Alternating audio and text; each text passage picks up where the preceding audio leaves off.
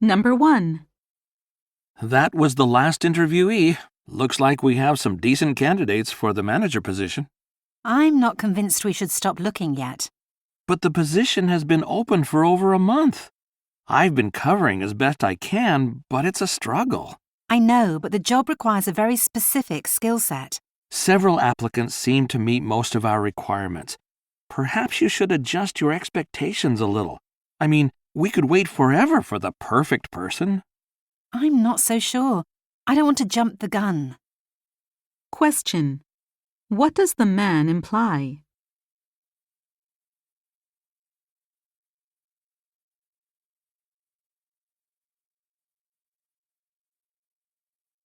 Number 2. Frank, will you be available on Friday for a feedback session about last month's sales figures? Friday? I've got 2 meetings in the morning, and I promised a client I'd visit their office that afternoon. Frank, you know I've been telling you to delegate more. Believe it or not, I took your advice to heart. But my whole staff is working overtime now, so I can't ask them to do more. Then you have to ask your boss to bring additional sales staff on board. I wish it were that easy. As you know, the president wants to cut costs. Yeah, but without a properly functioning sales team, the company's future would be pretty hopeless. I think you have a strong case, so don't give up so easily. Question. What does the woman suggest that the man do?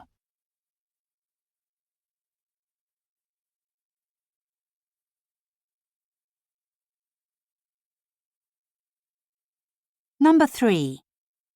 Hi, Lisa. How are you enjoying your violin classes? They're good but very demanding. Yeah, I studied with Mrs. Jackson for years. I've been playing since I was a kid, but she has me working on the basics. It's just to perfect your technique. I know, but she's such a slave driver. You do know that she's the most sought-after teacher in New York, and a virtuoso herself. That's true. It'll be tough, but if you stick with Mrs. Jackson, you won't regret it. Question. What do we learn about Mrs. Jackson?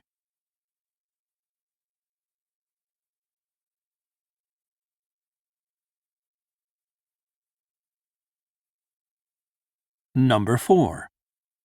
Hey, Patrick, you better watch out for the boss today. Why? What's up? She needed to make a bunch of copies this morning, but the copy machine was still broken. Oh, no. I was supposed to call and get the maintenance company to come. It totally slipped my mind. Don't worry too much. She tends to blow things out of proportion, but she usually forgives and forgets pretty quickly. Well, I'll get on it now and stay under her radar for the rest of the day. Question. Why is the man worried?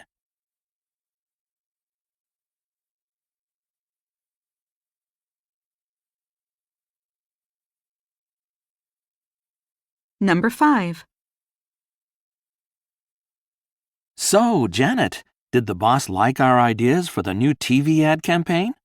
Actually, he said our budget is going to be halved. That's insane. That won't be nearly enough. Tell me about it. He wants to put more ads on the radio. Thinks it's a more cost-efficient way to reach our target market. Not according to our marketing polls. He also suggested we try another direct mail campaign and see how that pans out. Well, I guess we'll just have to do what he wants. Question. What does the boss want these people to do?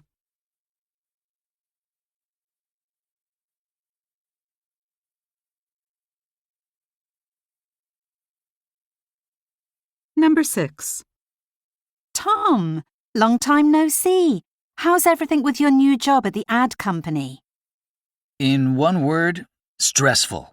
The majority of ads I create are for engineers, so I have to get all the technical details right, and that's not easy. And I guess you have a lot of tight deadlines. Yes, but that's nothing new. The problem is, I have to do a lot more research now, too. You always did great work at RCB Graphics, so I'm sure you'll get used to it soon. Thanks. I hope you're right. Question.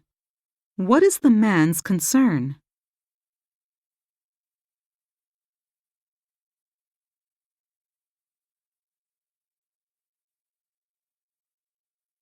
Number 7.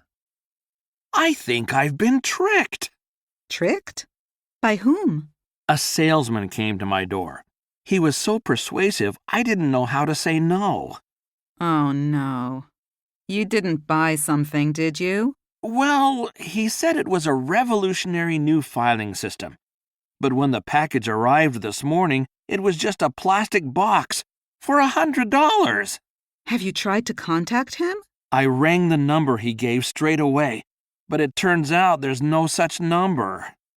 I think you're going to have to chalk this one up to experience. Question. What does the woman think?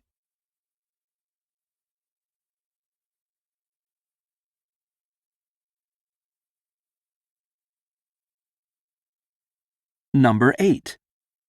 So, what do you think of the office space, Miss Kato? The location is outstanding, but it's quite a bit more spacious than what we were originally looking for.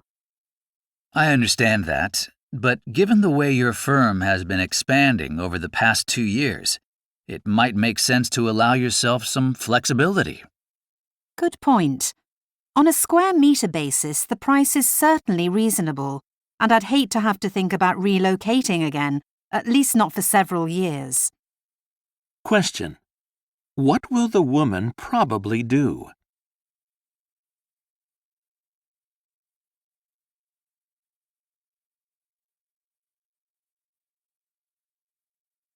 Number 9. This is a great apartment. I think it would suit your parents well. Yeah, the location is great, and it's in the vicinity of the train station. It might need a few modifications for them, though. Well, let's think about what they'll need. Your dad's still fairly strong, so the outside steps shouldn't be a problem for him. Yeah, but I think a ramp would be better, especially if Mom needs a wheelchair, which is looking increasingly likely. I'm sure a ramp could be added, maybe even a wheelchair lift if it comes to that. There's also no handrail to support them if they were to slip. Mom's going to want to bring her friends over, and they're all in their 70s or 80s. Safety's definitely a concern. And since we're on the subject, there's no outdoor light by the walkway leading to the steps. I'm thinking we could probably take care of what we've discussed, which would keep costs down. Maybe, but let's ask the agent if the building's owner could do them first, or even if they're possible. If not, we can look at some other places before we decide. Question. What is one thing these people say about the apartment?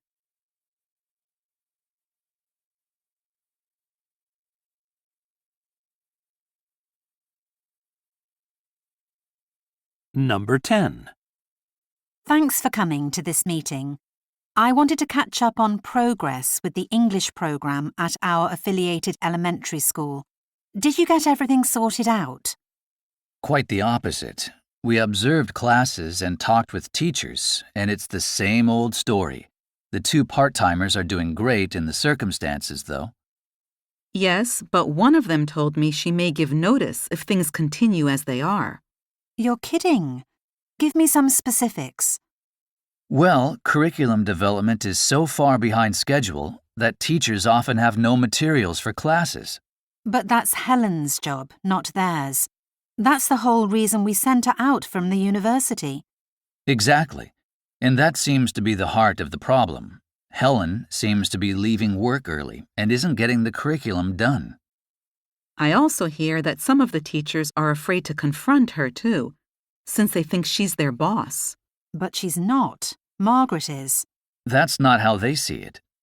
So what can we do? Are you considering pulling Helen out of the elementary school? We're not there yet. I suggest we sit down with her and have a frank discussion. We need to set clear goals and then monitor things more carefully. Okay, and we also need to make clear that Margaret's in overall charge of the English program and make sure that she's being more proactive. Question. What is one of the problems at the elementary school?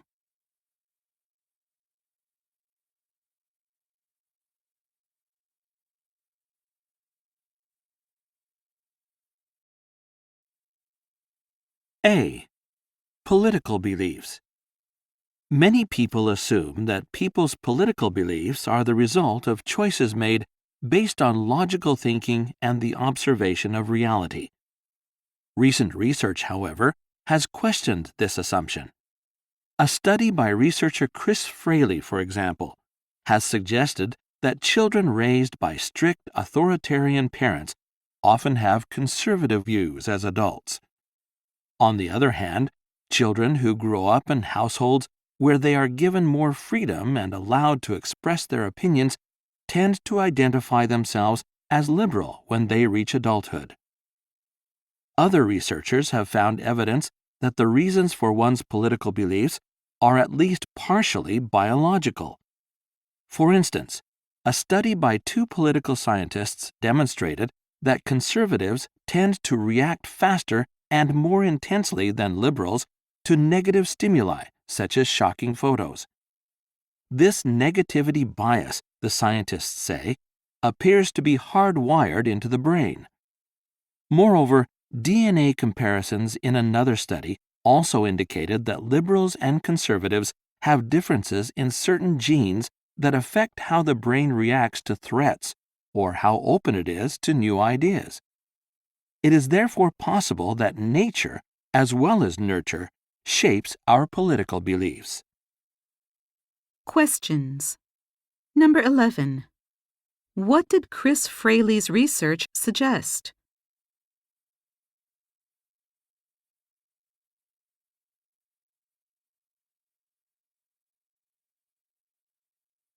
Number 12. What do the two political scientists believe about negativity bias?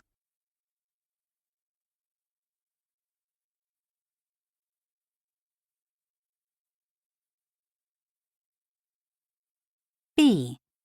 Households and marriage. According to the U.S. Census Bureau, people living in married households in the U.S. are now outnumbered by those living in other types of household arrangements. Various factors are responsible for this change, including the tendency of younger adults to live together before getting married. The senior citizen demographic is another factor behind the change, because when one spouse dies, a single-person household is created. For a number of reasons, including greater wealth, elderly people who lose a spouse are tending to live on their own rather than move in with their families, as they may have in the past. What is more, elderly people are less likely to remarry than younger adults are. Another notable fact is that college graduates tend to postpone marriage until they have greater financial stability. Reduced job opportunities and lower salaries also seem to be making it harder for some people with less education to get married and start a family. Both factors may be contributing to the lower number of married households. Interestingly, however, when college graduates eventually do get married, they are now less likely to divorce, resulting in lower divorce rates overall. Questions. Number 13. What is one cause of the declining number of married households?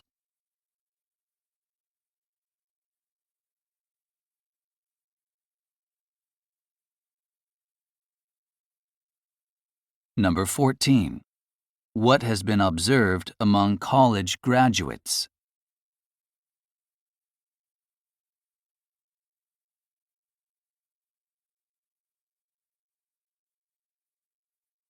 C. Positive psychology. Psychology has traditionally focused on classifying and treating mental illness. In recent years, however, a movement known as positive psychology has been attempting to revolutionize the profession. Rather than focusing on the treatment of mental illness, positive psychology seeks to actively prevent it by helping people build feelings of fulfillment and self-worth. One of its central principles is that one's circumstances in life play a much smaller role in determining happiness than most people imagine, Accordingly, people who win the lottery, or even suddenly suffer a serious physical injury, will frequently return to their previous level of contentment within a matter of months. Positive psychology, therefore, seeks to help individuals find peace of mind through altering their attitudes and ways of looking at the world. Positive psychology, however, is not without its critics.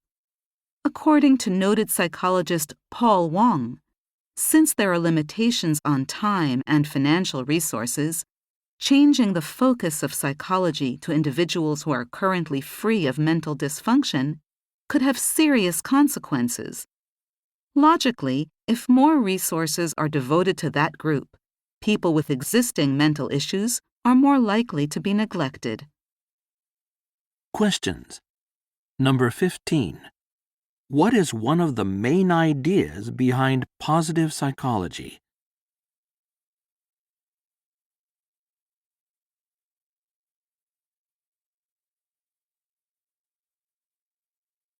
Number 16. What is one criticism Paul Wong makes of positive psychology?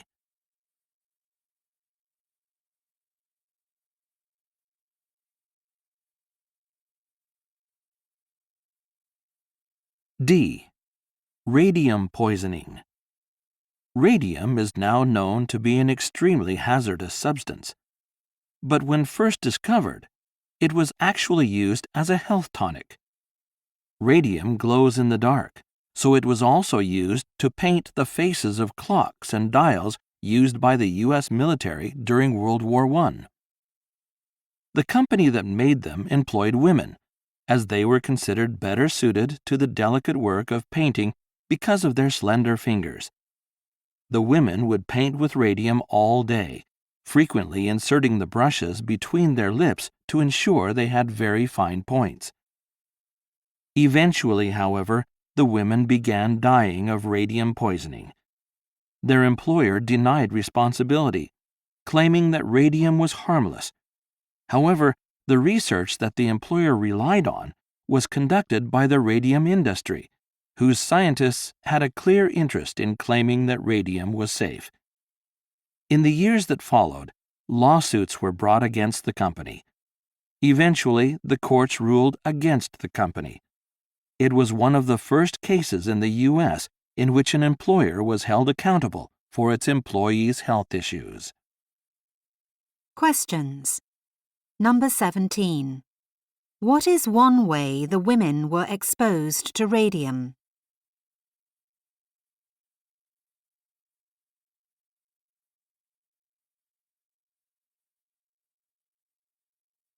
Number 18. What does the speaker say about the women's employer?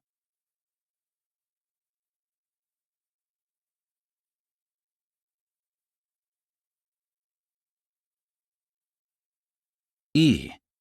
Technology in our bodies. A technology company in the state of Wisconsin was recently the first in the United States to implant microchips into the hands of some of its workers. Now, those employees can unlock doors, operate office equipment, log into computers, and buy items from vending machines at the company with a simple wave of the hand. Supporters of this technology view such implanted devices as cutting-edge, efficient, and inevitable.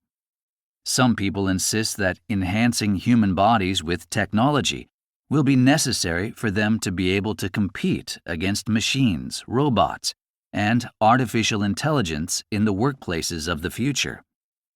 Among critics, the biggest issues are security and privacy.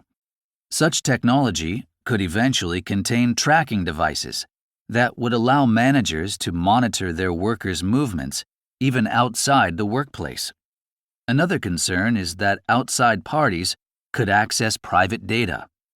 Although the manufacturer maintains the implanted devices are secure, they cannot rule out hacking entirely. Health concerns are another issue.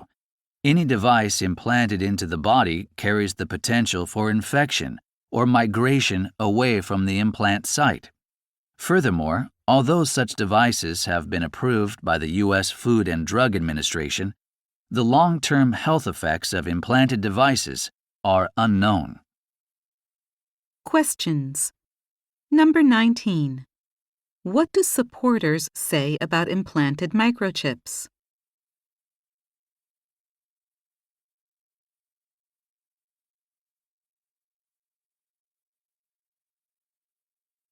Number 20. Why are some people against placing microchips into people's bodies?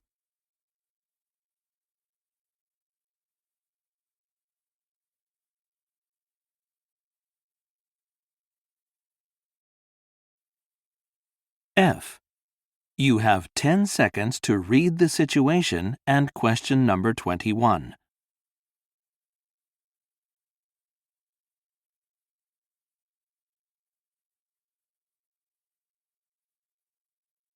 The watch you've chosen is high quality, and with the right care, it could last for generations.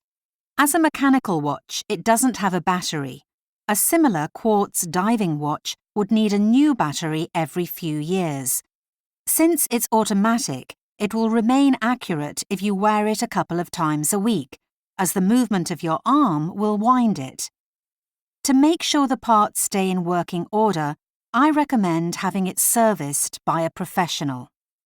Once every 5 years is standard, but once every 3 years is recommended if you go scuba diving 4 or more times a year. Also, after using this watch while diving, remember to clean it with a soft toothbrush and fresh water. Avoid using any detergents or other cleaners, as they may destroy the waterproofing. Now mark your answer on your answer sheet.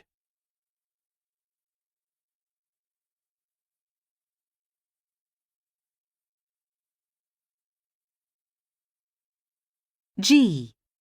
You have 10 seconds to read the situation and question number 22.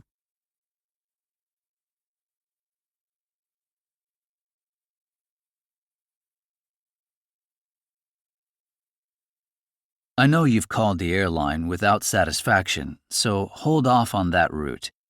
International law requires airlines to provide compensation for the value of your bags and contents up to $3,400, so they have to do something eventually.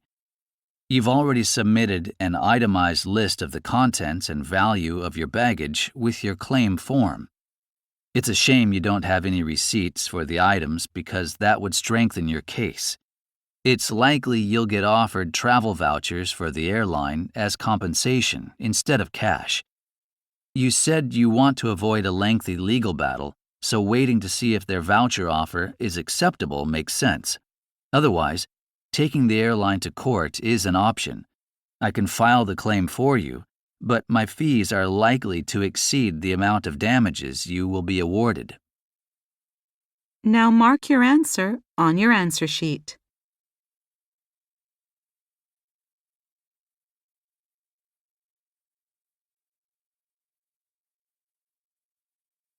H.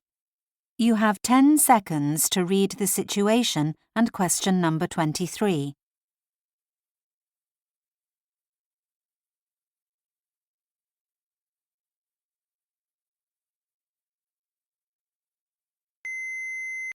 Hi, this is Keith from the head office. It's 5:30 p.m. now. Our new client, Bill Fleischman, just called me to discuss the contract we sent him last week. He wants to ask you some questions before he'll agree to sign it. He said he'd be in his office for another 2 hours. If you can call him before he leaves, that would be great. If not, he'd like you to call him in the morning, as he has to head to Brazil on business in the afternoon. If you're not free to talk in the morning, maybe you should email him a response to his questions. He wants to know if he'll be allowed to sell competing products from other manufacturers and if we can revise the contract to specify that. Now mark your answer on your answer sheet.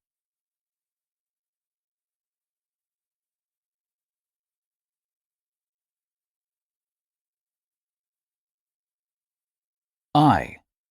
You have 10 seconds to read the situation and question number 24.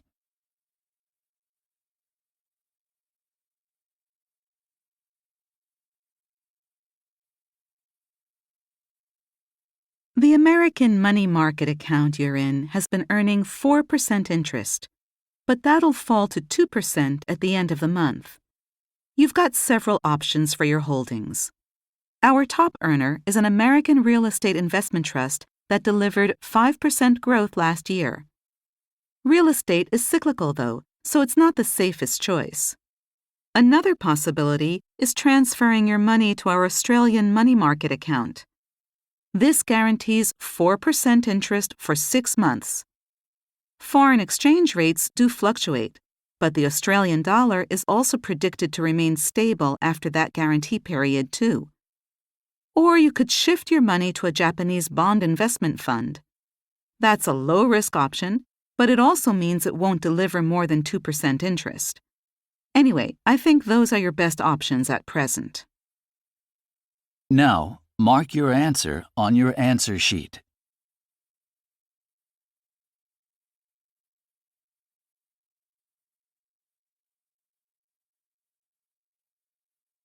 J. You have 10 seconds to read the situation and question number 25.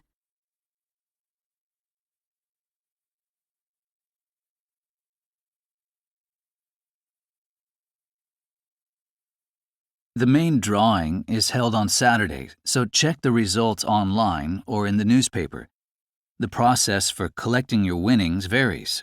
If you win under $600, just take your winning ticket to any lottery retailer and collect the cash. If you win $600 or more, download a claim form and take your winning ticket and a valid photo ID to a lottery district office. And don't throw your tickets away if you don't win on Saturday, as our state has a second chance lottery. To enter, create an account on the state lottery website. Some states require you to mail in your tickets, but here you just submit lottery ticket numbers through your account. Your chances on the second drawing actually increase, since a lot of people don't know about it or don't bother to enter. Now mark your answer on your answer sheet.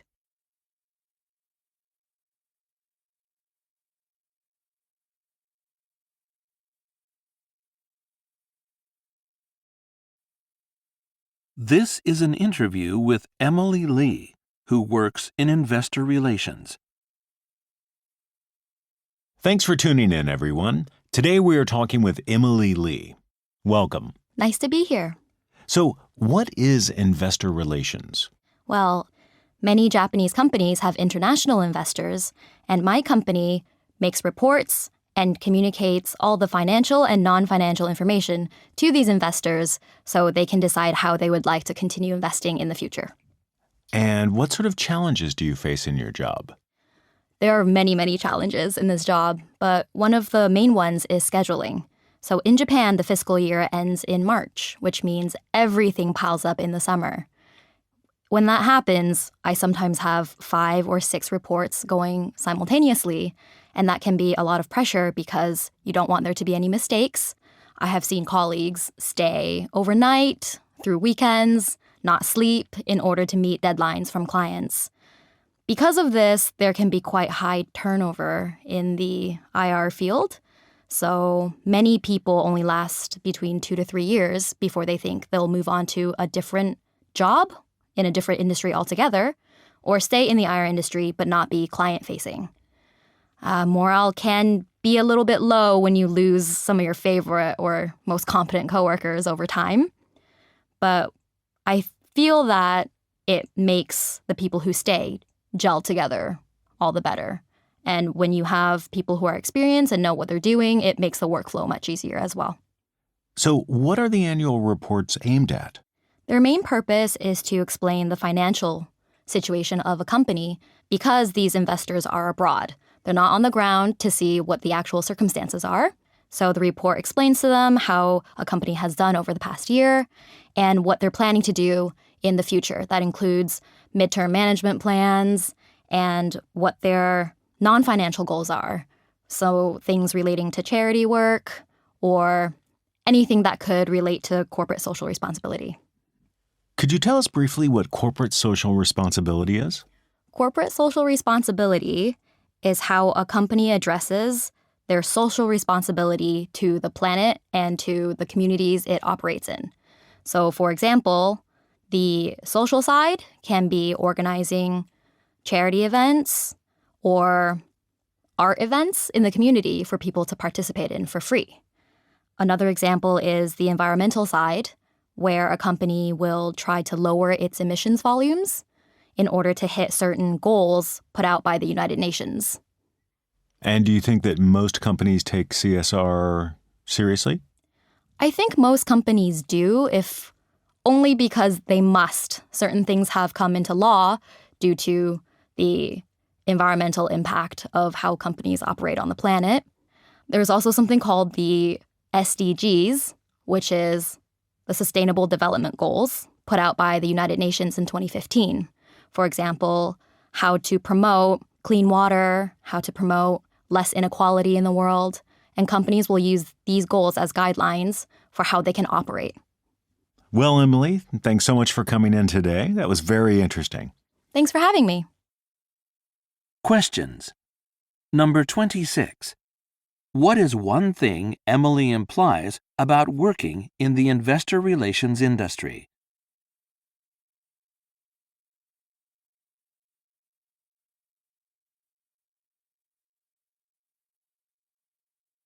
Number 27. What does Emily think about corporate social responsibility?